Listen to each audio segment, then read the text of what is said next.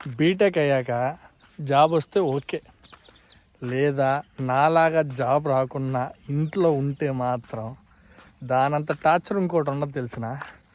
దీని అమ్మ జీవితం పడుకున్నప్పటి ఇంకా లేచినప్పటి ఇంకా పడుకున్నంత వరకు ఒకటే మ్యూజిక్.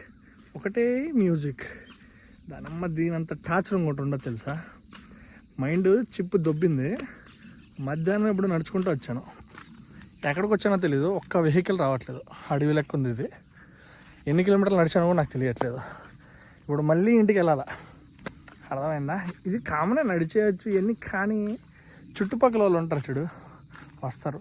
బీటెక్ అయిపోయిందంట కదా, ఏం చేస్తున్నావు, జాబ్ వచ్చిందా, లేదా కోచింగ్ తీసుకుంటున్నావా, మీకెందుకు, ఏది తీసుకుంటే మీకెందుకు అయ్యా.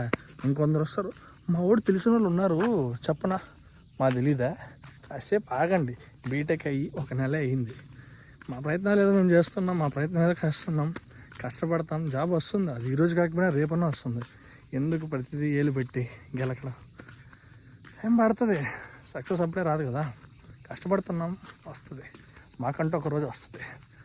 ఇప్పుడు మళ్ళీ ఇంటికి వెళ్ళాలా, తాగడానికి నీళ్ళు గుళ్ళు చూద్దాం.